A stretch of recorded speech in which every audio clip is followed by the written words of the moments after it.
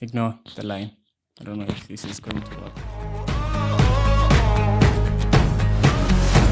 Get ready for it. This is it. Go! Let's go! This is it. Hi everyone. First things first. Am I excited? I'm scared to vlog for the first time. Let's start off with this. I want to get my mind off a few things. Get my chest clear of some few things. One is security. Your personal security. Have you sat down on Instagram lately and just scroll? It's called the death scroll. And you find these videos where a personal trainer teaches you how to hold something, defend if a gun comes at you like this. You're supposed to catch it and respond some type of way. I call that cap, and not fully cap, but I feel it's Bull. Bull the movie. Remember the series? Not Bull the series, yeah. Where people are so smart and figure out ways of how they can mock a jury. And I normally feel my IQ jumps up 5 times in those videos. You're digressing. Perfecto. Thank you. I think I'm digressing. I just basically feel like you cannot entrust someone with your own security. I'm just thinking security in terms of self-defense and all that happens on the ground when you're there, you know? And this is something I'm quite passionate? No, that's an overused word. I'd say really concerned about. I feel like I think about it a lot. Can you entrust someone on the internet to teach you how to defend yourself? It's a yes and no, I think, personally.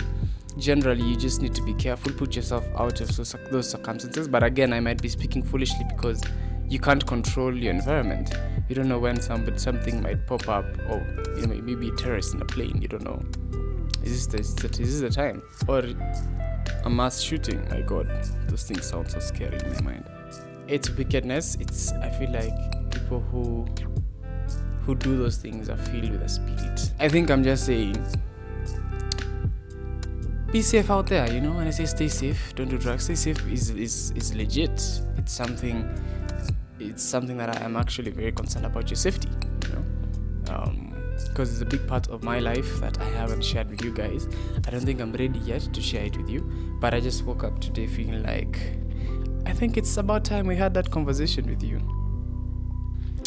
I feel like I've spoken vaguely around the issue, but when army men come from a war, I'm not comparing my situation to war, but when army men come from war, they have this thing called PTSD and end up using drugs to numb themselves of the effect of the post-traumatic stress.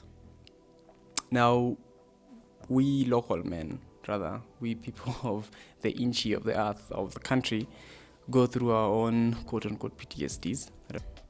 I'm just thinking everyone has a valid experience, not to people, hurrah to the KDF for protecting our country and, solidarity. Thank you. That's completely it. I'm not disregarding them. But for now, coming down to us, the Mwananchi, they fight for us to stay safe, to enjoy the peace we have. But now when you come to us as a people have their own struggles. You cannot discredit them as well.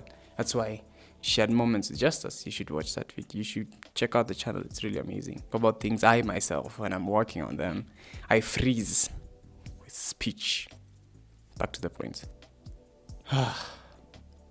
You remember these kids who could not travel because their parents are like, no, you need to travel with a Uber bus or Kwetu. Does Kwetu have transportation? I don't know, but I'm thinking I've reached a point where I don't think those parents are crazy anymore.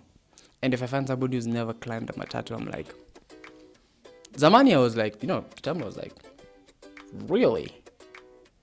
You literally? Okay, sorry. It's the trend that's going on that I think I really like. I used to be surprised and think like, wow, you must be really spoiled. But from this perspective of, I think, Mwananchi, mwenye mosquito is their friends, the harmony of mosquito at night. I get to appreciate now that I have experienced a few things that call to my attention and make me feel like, take care of your people. If somebody has issues and phobias with cats, dogs, animals in general, or even men, because that's apparently it's a true phobia, or even women.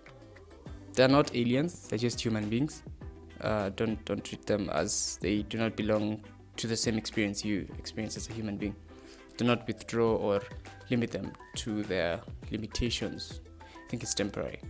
I'm yet to figure out how we can get rid of all post-traumatic stress, but until then, I think the people experiencing it, the effect from the other person, make it easy on them, reassure them, tell them you love them.